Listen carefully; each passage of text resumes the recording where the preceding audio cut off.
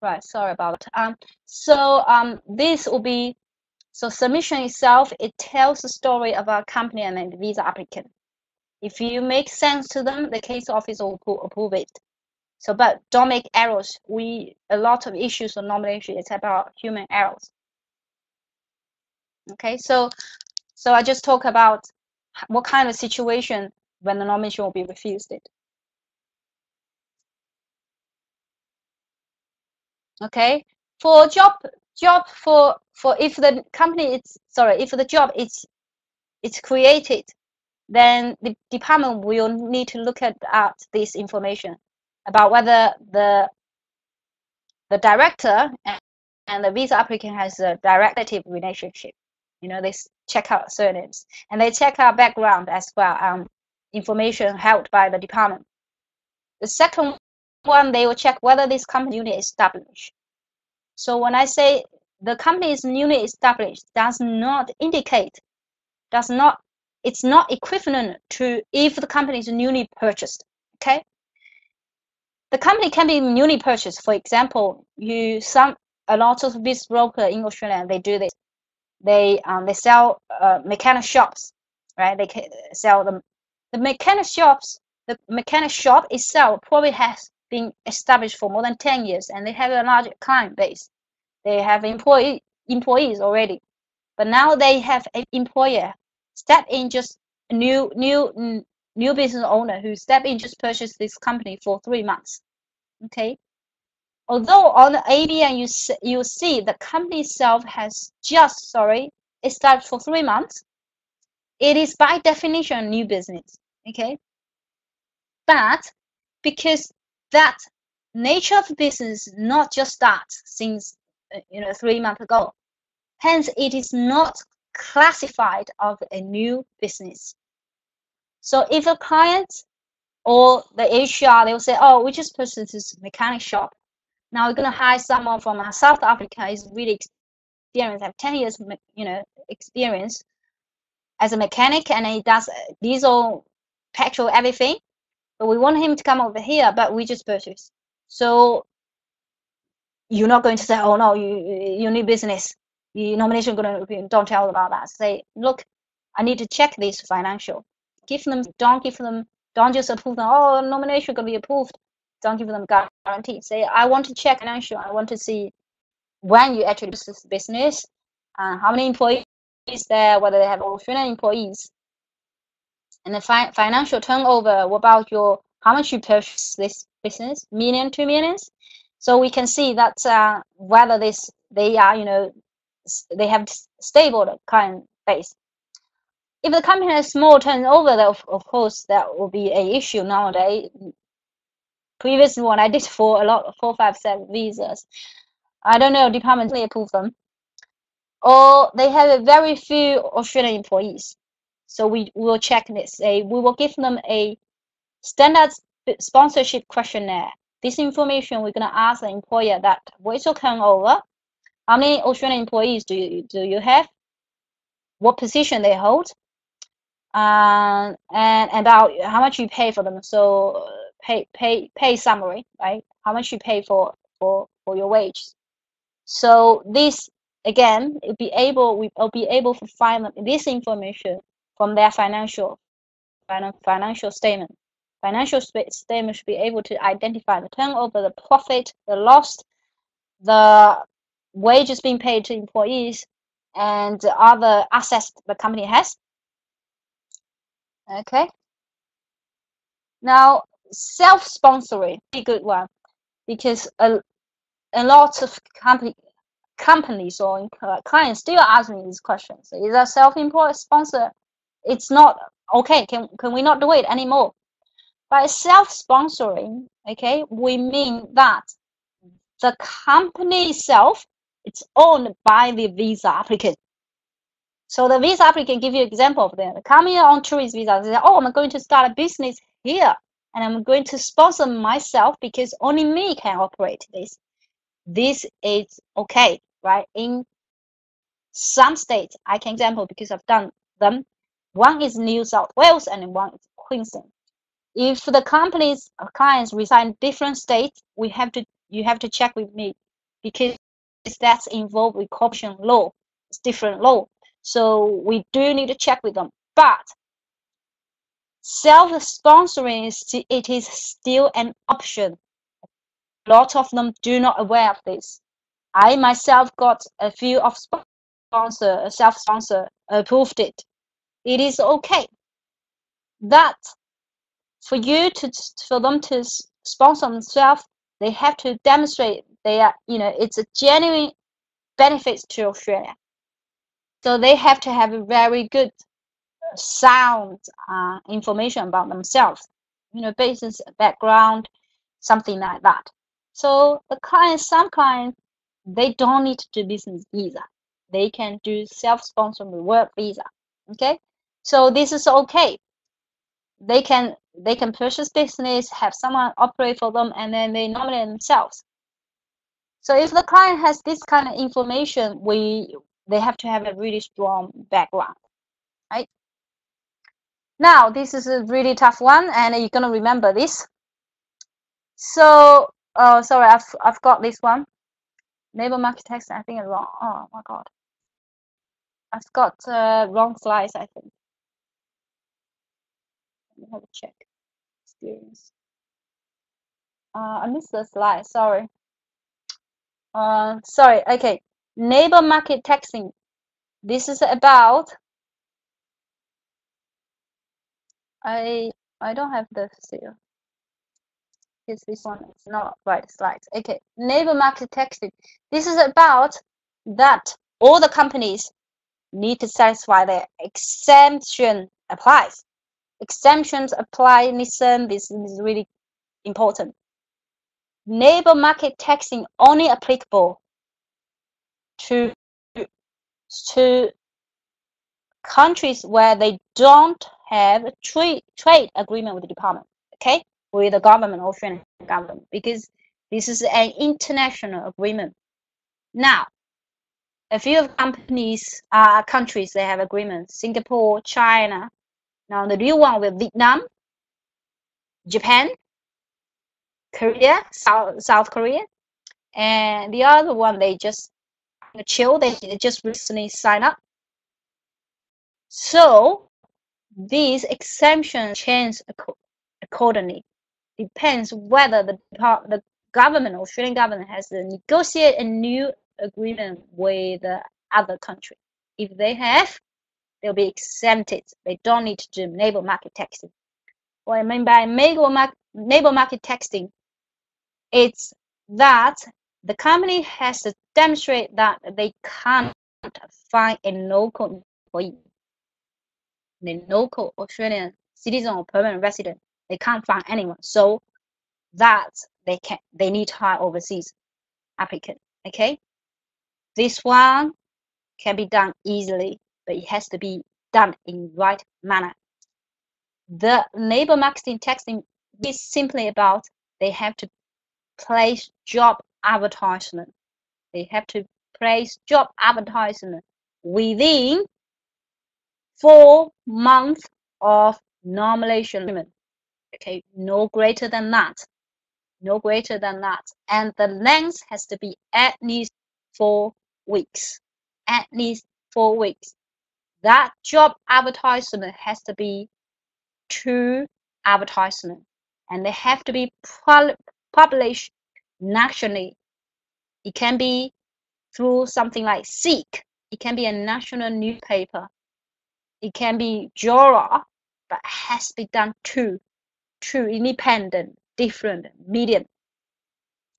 4 months, 4 weeks, 2 ads, and they have to pay for that ad. It can't be free. They can't say, I'm doing it on Gumtree, it's free. No, you have to have a payment involved it. And you have to justify after you've done this job ad. You can't find anyone who is Australian citizen, and happily this person is from South Africa. You'll be able to do the job.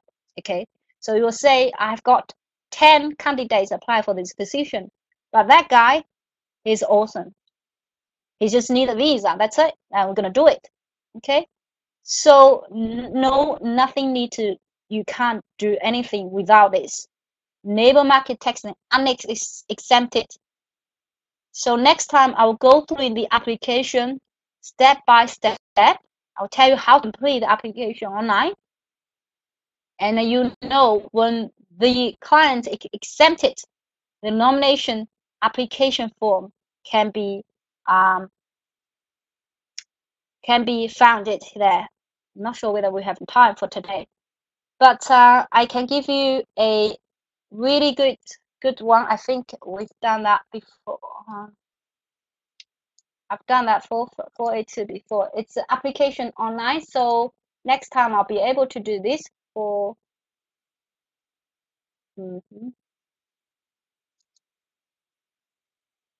Okay, nomination. Give you a quick example of nomination. Next time we do this. Okay. So this section, can you guys see it now?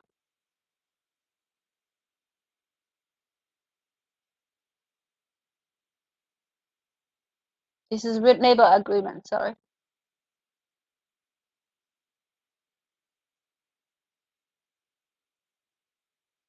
Okay, that's it. Okay. When you log in the application online, you're gonna answer this question. They're gonna ask you, is the applicant seeking concessions under provision of the international trade agreement? Okay. So if the client's from has Chinese passport or has passport from Singapore or Vietnam, South Africa, you don't have an international trade agreement. Sometimes you have clients who have different passport. Then you'll be saying yes, and then you say, where does the client from? What kind of citizen she has? Okay. Other than that, you will need to do labor market texting. Okay. So labor market texting have to be done in a manner with the same with the different formats with the two different mediums, payments, two payment receipts, and a submission. The submission, no, I haven't seen any employer done any submission for me at all. So the end of you guys have to do this. I'm sorry, but labor market testing report is a submission again. In this submission, you're gonna outline that why the company has for the security, confident. I actually have a few of templates. Later on, you want it to have a look. So this gonna cover that when they can conduct this labor market testing. What I mean by labor market testing is really about job ad. Why when they post job ad, how many received it? What did they do to do the selection? Okay. How many people being asked for interview? How much do they pay for this one? When they started, how long they run this? So it's a submission. Probably you're gonna cover some background as well. About 1 or 2 pages, A4 pages should be okay for that. We can only see previous slides. Okay. Sorry, what slides are you able to see? Can you see this application? This one, can you see? You can't see this. Oh, let me just. Oh, can you see this now? I think I have to. No. It means I think you should be able to see that. No, nothing. Oh, okay. Now let's see whether I can screenshot. Oh, you can't see. You can't see. I actually placed this on the. Okay. All right. You can't see this. Okay. Let me. Yeah. Presentation. Yeah. Okay. I'm sorry. I think next time we will go through the application. So I will go through application from beginning to the end. So you're able to see that. Okay. We can only see. Okay. Sorry about that. But I'm not sure how this goes this time. All right. Now I will place this on discussion. If you have any questions, You can ask me now. Let me put into discussion. Okay, now I can hear you guys. Do you have any questions? Exciting, isn't it? Now you're gonna charge 5,500 for a work visa, and if labor market taxing, you're gonna charge 6,000. So you charge for these interventions separately. So it's not one fee, but Yeah. Sorry. What was the question? you charge something separate for labor market testing. It depends. So I'm saying if you charge separately for. Yeah. Okay. So they already completed. So for example, if the company already have a positive sponsorship, then you don't need to do sponsorship for them, right? So you're gonna do nomination visa application. Yep.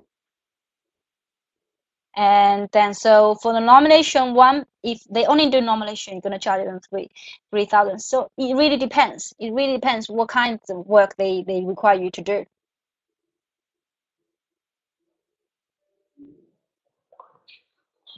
Questions?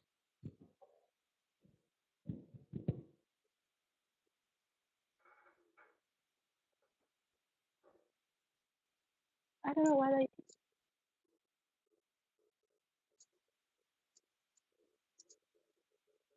Not Covered. sure why you Not can't sure see if this. anyone has questions.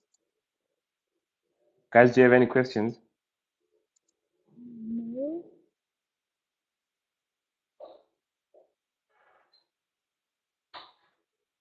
Don't be afraid to ask.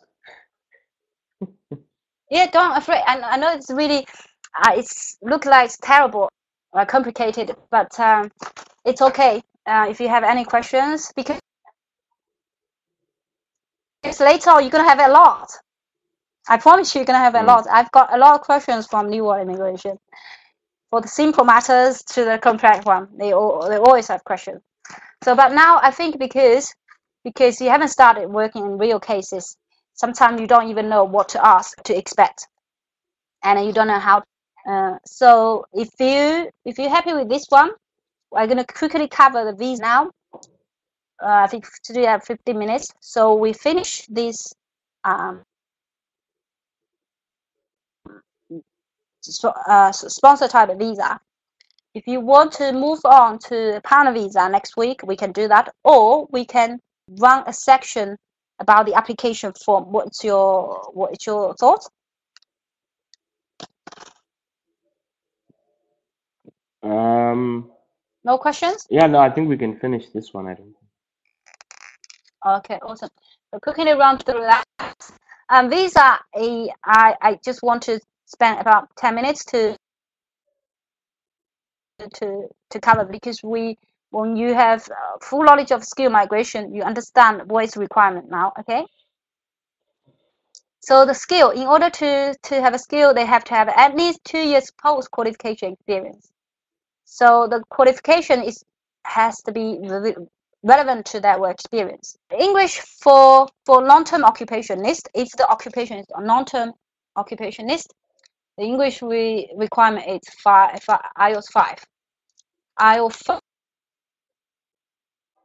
5 on each band. And if the occupation is not short-term occupationist, the English requirement is 4.5. Unexempted. Exemptions applies to when the clients complete their primary education in English-speaking country. No, not English for countries. For New Zealand, Canada, something like that. Okay, so even in South Africa, English, they still require IELTS. Okay, so although a lot of clients tell me, oh look, we speak English and write English, we read, we do everything in English, but I'm sorry, there's no exemptions. You have to do they have to do English exam. Okay, so five brothers, any of primary or secondary education, if they are English from UK, they don't need to do IELTS right? Or if one of them complete in primary education, but this is only applicable to IELTS 4.5, okay? IELTS 4.5. If they have done higher educations plus, sorry, middle school, high school plus primary English in English, okay, then they can be exempt for IELTS 5. So when you ask a client to provide something, they approach you, say, I'm going to get job offer, or I'm going to work there, or whatever. So we're gonna ask them, give me the English report. If they don't, ask them to sit one. Ask them to send you resume. Ask you to letter, certificate, and transcript. So these three, if they don't have a completion letter, that's fine. Degree transcript or diploma transcript, they are very important because we have to check individual modules. I know so many case office, they just so weird. Time they just check that and say, oh look, I don't know what's kind been doing with his uni qualification. So we do need to provide them transcript, certificate. If for experience, you asked me before as well. So for all experience in terms of question, the primary evidence is the reference letters. That reference letters has to be drafted intelligently to satisfy the ANZAC. Okay, if they have issues with that, make sure we do something else to cover this. Reference letters, tax information. If they don't have tax return, or they never pay tax at all, so we're going to show, oh, they indeed receive some income from employer. The employer issued primary evidence will be relevant reference letters. A primary qualification will be certificate. If they don't have transcript, I've got clients who graduated many years ago from UK, never able to get. She actually lost her certificate and transcript. So I said, oh look, why don't you just contact your uni now? The uni did provide her a replacement, something like confirmation.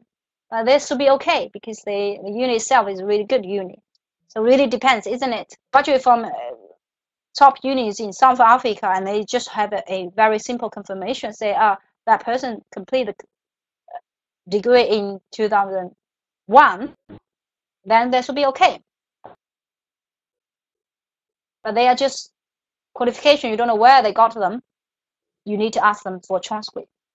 For skills, if they have done skill assessment, that will be okay to cover all experience, okay? Most of the time, they don't. Now, skill assessment, I didn't cover. Oh, I didn't. No, I didn't cover. For trade, a few of trade occupations, they need to do assessment. They are required to do. Other than that, they don't. Okay, so they just need to say, I have, done works for 5 years, so that'll be okay. For English requirement, if they have an IELTS report or PT report, that should be okay. If they don't, they claim based on the passport, just give them passport. Or if they want to on their primary education or secondary education, they need to send us the mark sheet. They need to send us the exam sheet about their primary education. If they can't find them, it means they can't satisfy, so they have to sit for an English exam. Okay, so this is just very similar to skill migration. I think we are doing really good. We start from skill migration and move on to visa, and then visa, because they are very, very strongly related. Who needs a skill assessment? Only a few occupations need. I would like to share that screen, but I think I upload this PowerPoint to this one, so I can't do this. Okay, if the client's nomination, sponsorship, or visa application being refused, then you can appeal. I don't think you're gonna take a lot of appeal cases. I actually taking a lot really well with the tribunal. So, but if the clients for whatever reason refused, you can appeal. You can appeal for them, even you are in South Africa. So, appeal cases, because this situation, I think when you in the court, it will be different. Magistrate court will be different, because if it's a criminal manner, then the matter, so the criminal lawyer has to defend for that defendants, right? For tribunals here in Australia, they don't involve a lot of our involvement. So our involvement will be done prior to the hearing. So you can actually do the appeal without actually going to the court. The whoever submitted, for example, if the sponsorship was refused, then sponsor will be attending the hearing. If the visa application is refused, then the visa applicant will attend hearing, but in telephone. Okay, so the department will call the client. Then they will sit on phone and listen to 3 ways. Do it. Don't tell them, look, I have no capacity. I don't know what to do. You can still do that for them. Okay, so I think today we cover. I'm just amazed. This is really difficult, and I just cover everything within 3 sections. I don't know, two sections only, right? Yeah.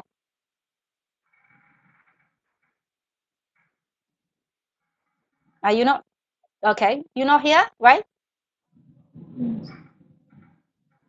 Okay, so Yes, I yes, have yeah. another. Yeah. I think the I think reason that's why delay. Hey?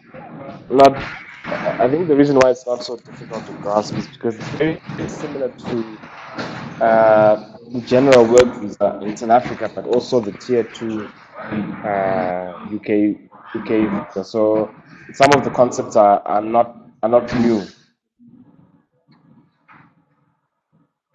Oh yeah, it's different wording, isn't it? It's a different Yeah, wording. In UK, yeah. you call But the, sponsorship license, right? yeah, But it is. You can the see business this is really exactly similar. the Really same.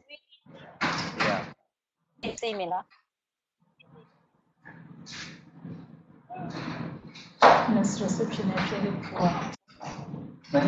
witness reception actually Okay. Thanks, Joanne. I think we're okay. Yeah, I can hear. Yeah, all right, awesome. I think So someone whose mic next, is not muted. yeah, yeah. So if someone is talking, you can just mute yours if you don't want to involve with that. Okay, so next section, do you want Okay. to cover what visa would you like to cover? You said something about Do you want to the cover court. partner visa? That will be your client base. Partnership, yeah. Marriage visa, yeah. Yeah. So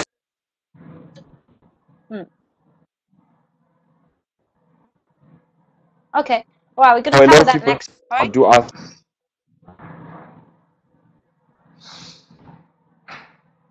About moving. Yeah. Okay. Yeah. No All problem. right. We're gonna do for the next section then. I think Okay. I have to reschedule Thursday next week because I got another conference with. I will send an email to you anyway. All right. No problem.